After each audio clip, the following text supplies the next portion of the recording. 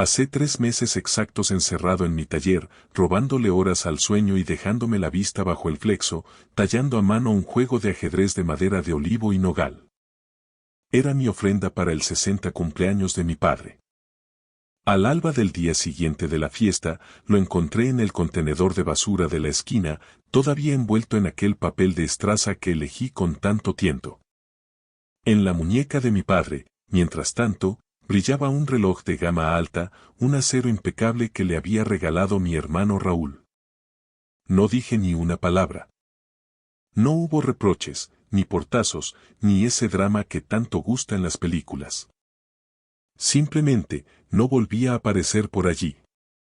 Me llamo Antonio Ruiz, tengo 32 años y necesito contaros el momento exacto en el que mi brújula interna dejó de buscar el norte en el pecho de mi padre.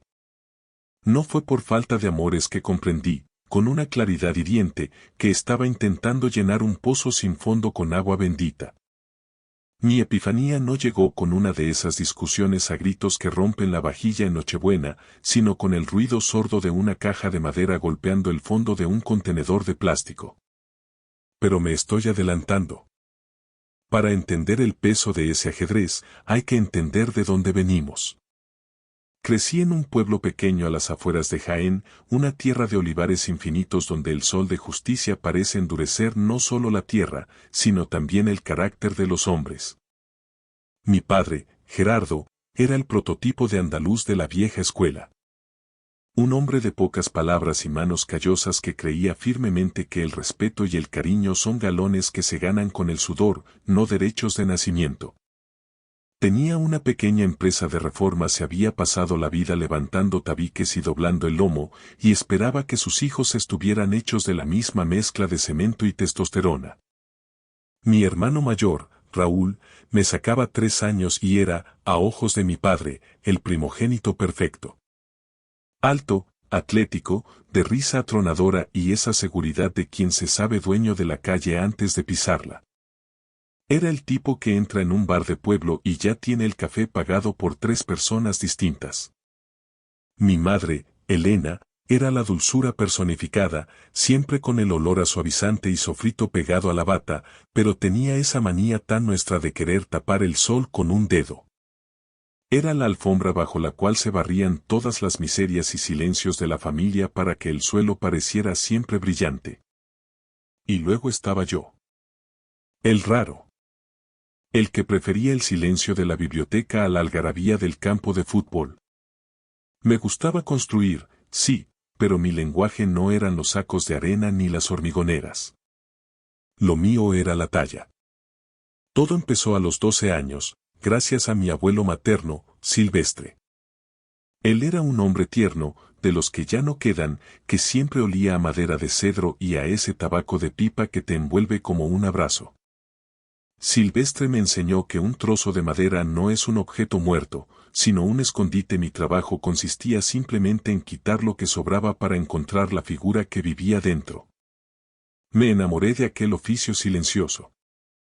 A los 16, mientras otros chavales de Jaén salían a beber litronas en el ferial, yo ya fabricaba joyeros con incrustaciones y figuras que dejaban a los vecinos con la boca abierta.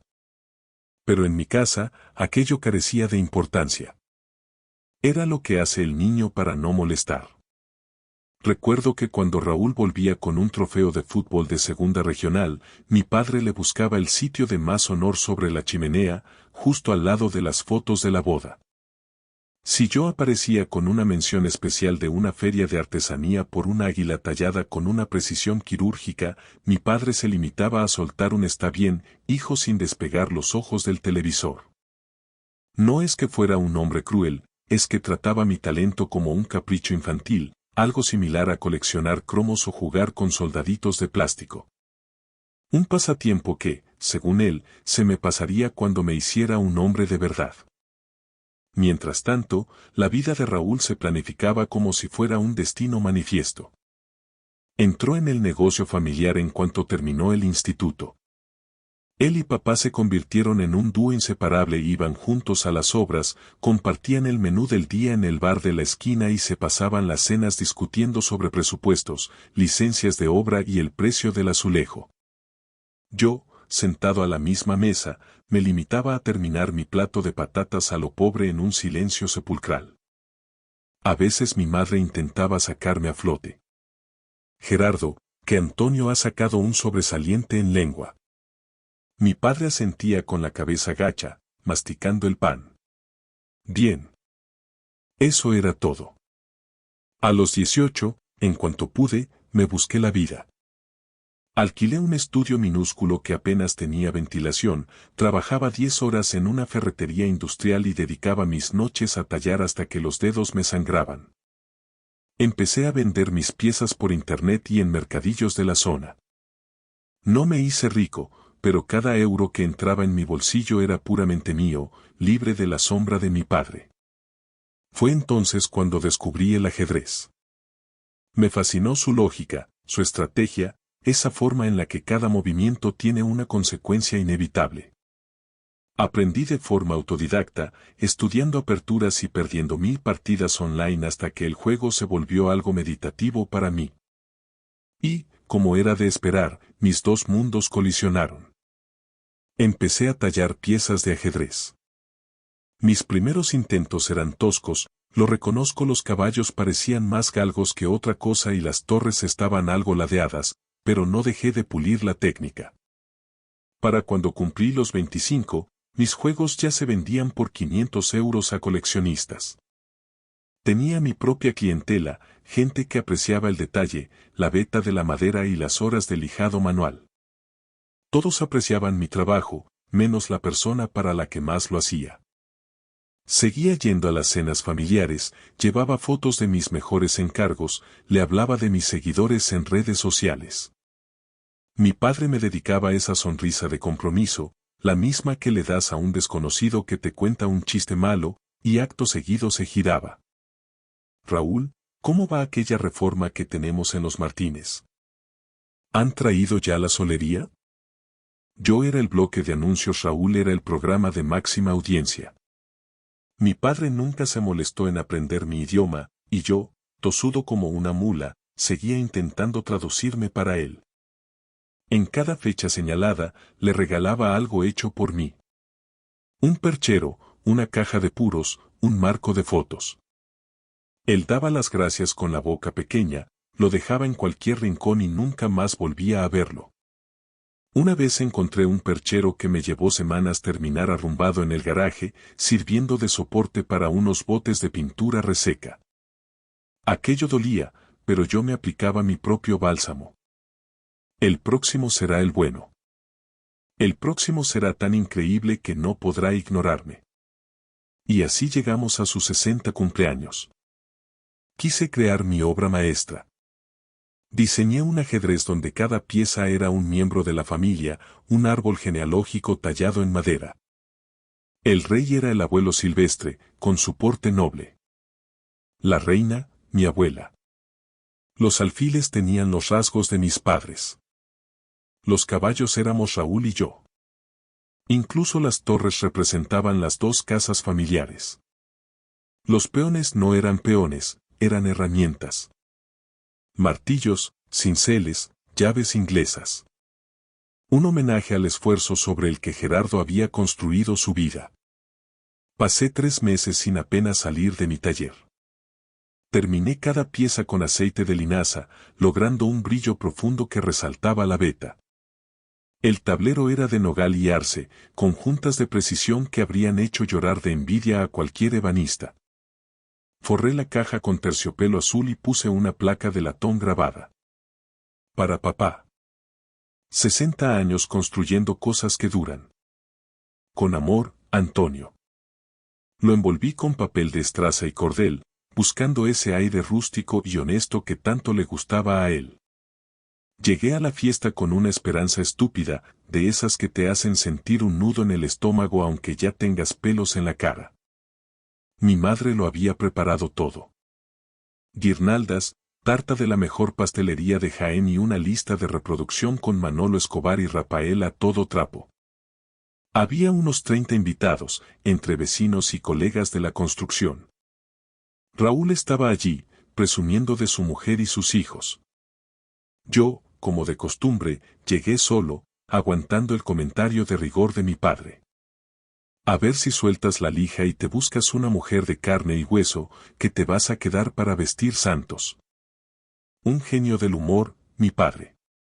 Cuando llegó el momento de los regalos, Raúl dio el primer paso. Le entregó una caja pequeña con un envoltorio impecable. Era un reloj, un festina de acero, robusto y elegante. El rostro de mi padre se iluminó como si le hubieran dado las llaves del cielo. Se lo puso al momento, lo levantó para que lo viera todo el mundo y exclamó: «Esto sí que es un regalo. Mi hijo Raúl sí que sabe lo que me gusta».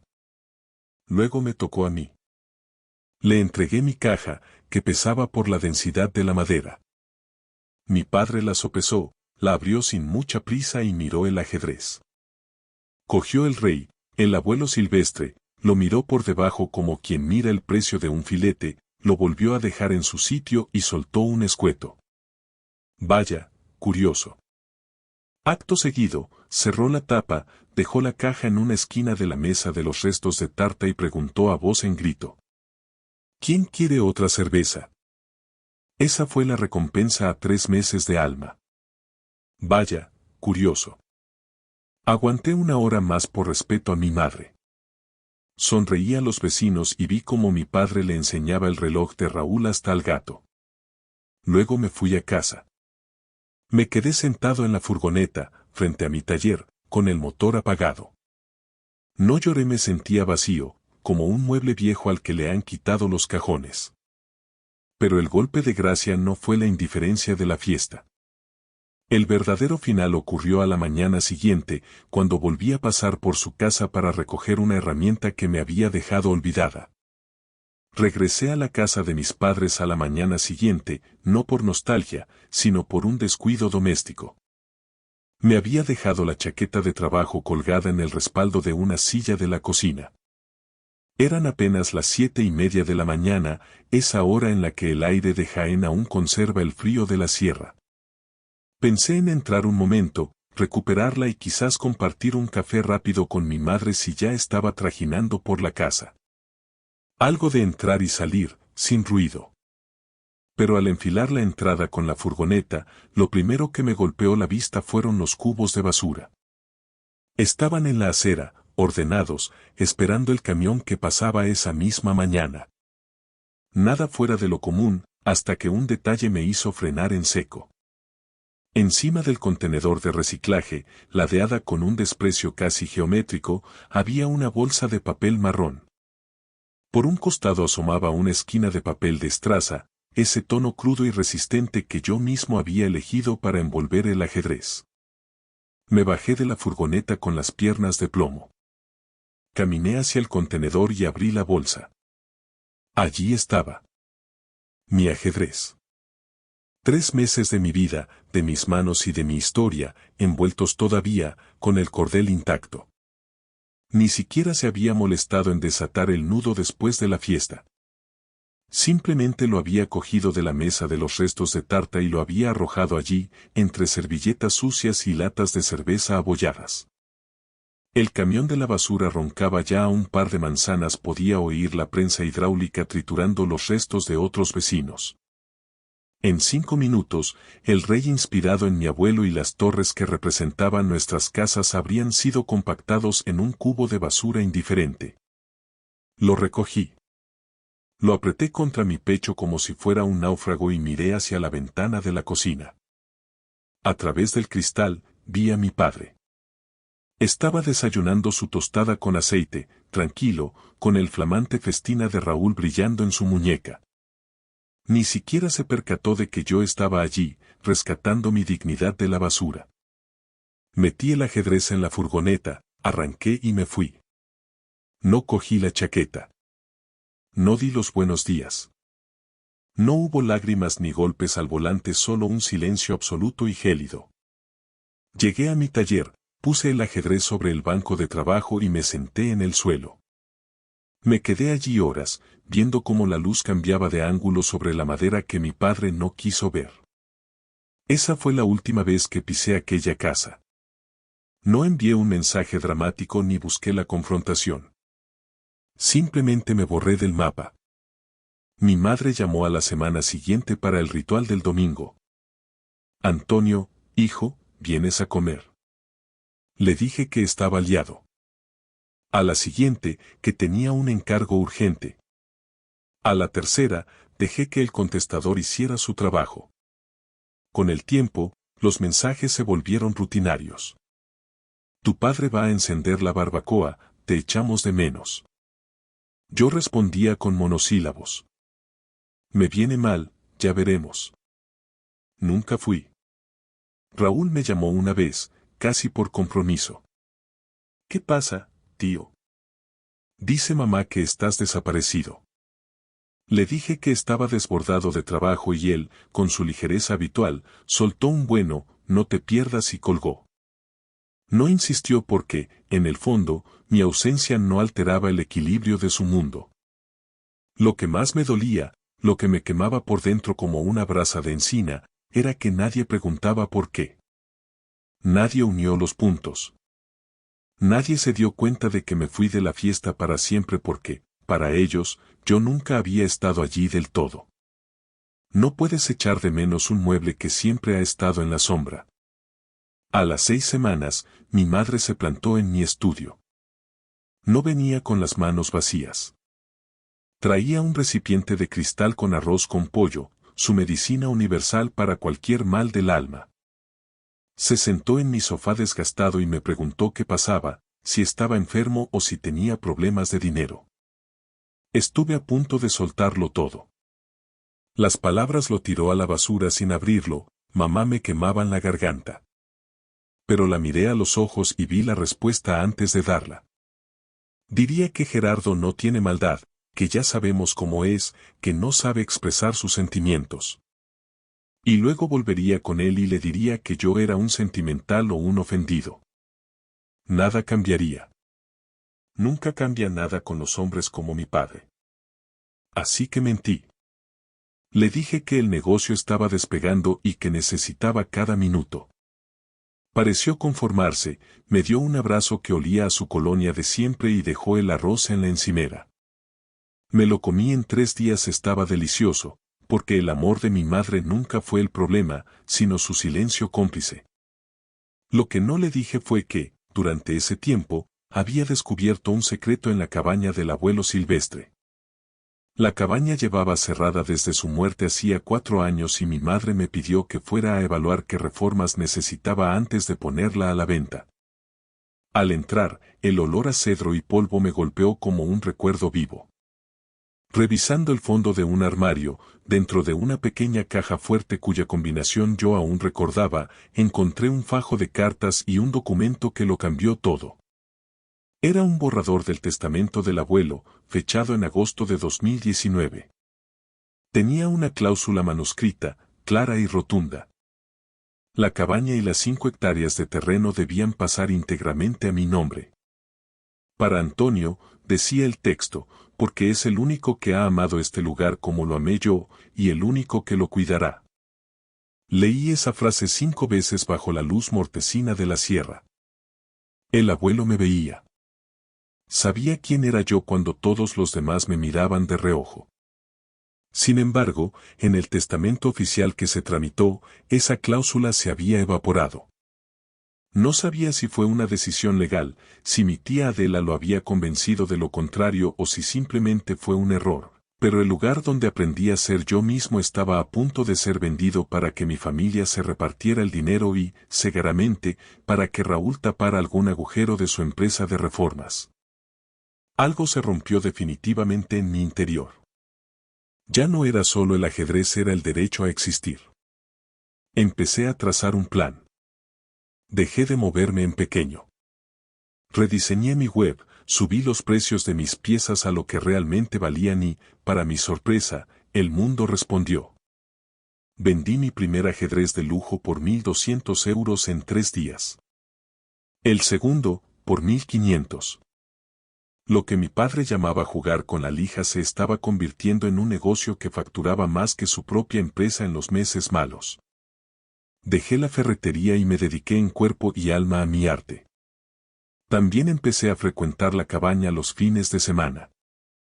Allí conocí a Alicia, una veterinaria rural de mirada directa y manos fuertes que vivía cerca.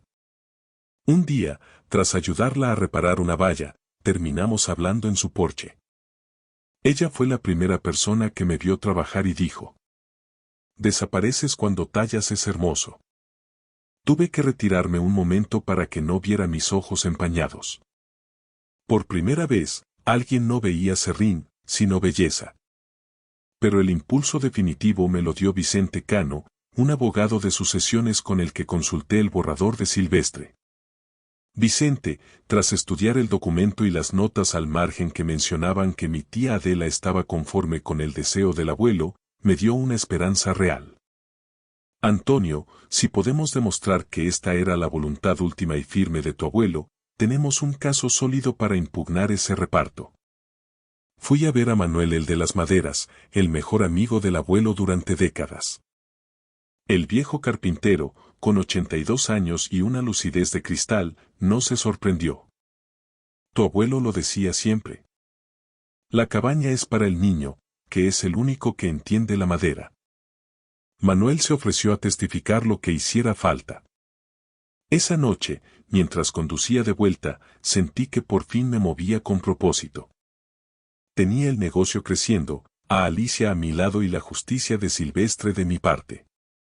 Mi familia seguía sin enterarse de nada. Mi padre no me había llamado ni una sola vez en 4 meses, confirmando que mi ausencia era, para él, un alivio o una anécdota. Pero esa es la ventaja de haber sido invisible toda la vida. Que cuando finalmente decides dar un paso al frente y reclamar tu sitio, nadie te ve venir. Y lo que estaba a punto de ocurrir en la notaría de Jaén iba a ser el movimiento de apertura de una partida que mi padre jamás pensó que yo me atrevería a jugar. Habían pasado 5 meses desde aquella fatídica noche de cumpleaños. 5 meses de un silencio denso, de crecimiento personal y de una preparación meticulosa en las sombras. Si creéis en el karma, este es el momento en el que las piezas del tablero empiezan a encajar con una precisión matemática. Vicente Cano, mi abogado, no había perdido el tiempo.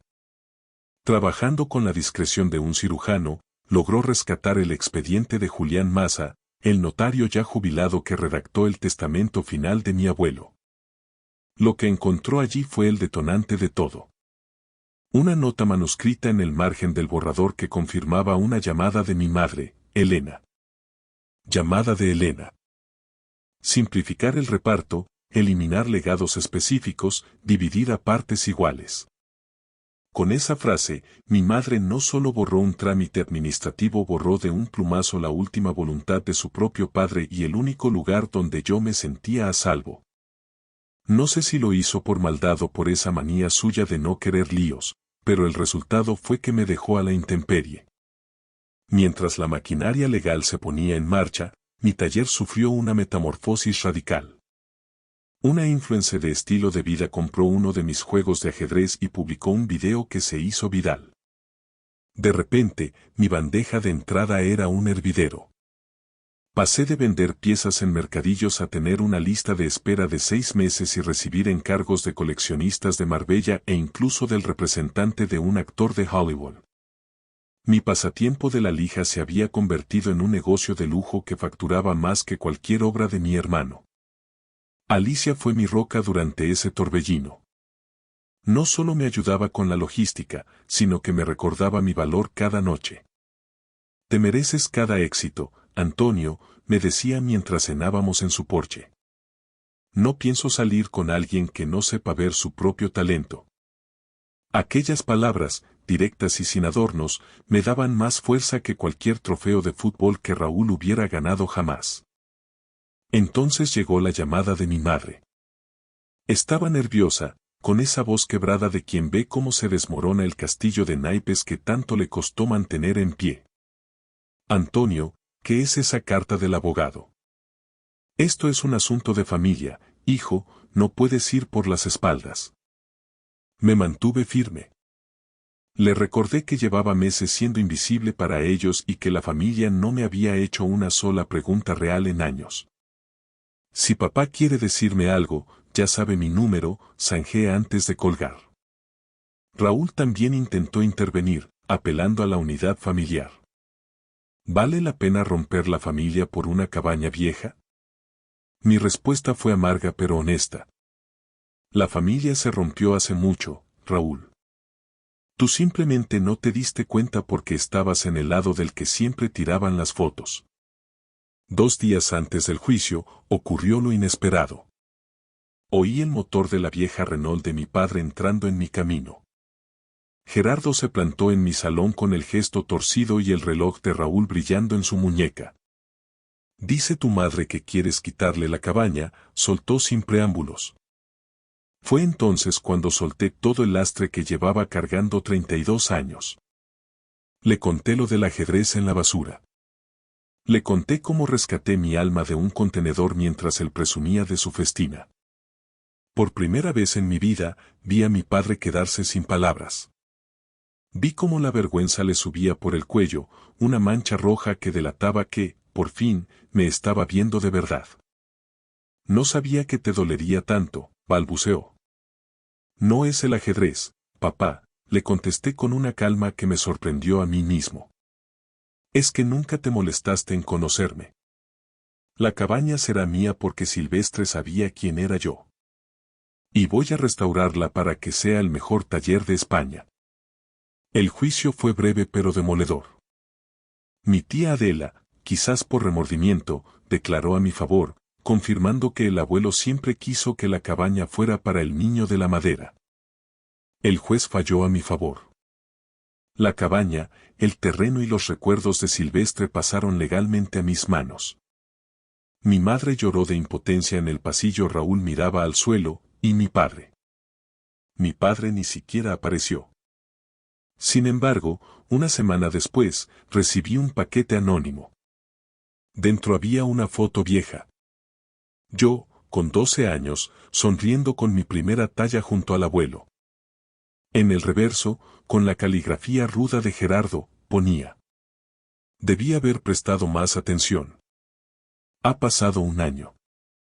La cabaña de la Sierra de Jaén está restaurada, con el tejado nuevo y la luz del atardecer entrando a raudales por los ventanales de mi nuevo taller. Alicia y yo nos hemos mudado juntos, compartiendo espacio con 3 perros y un gato que manda más que nosotros.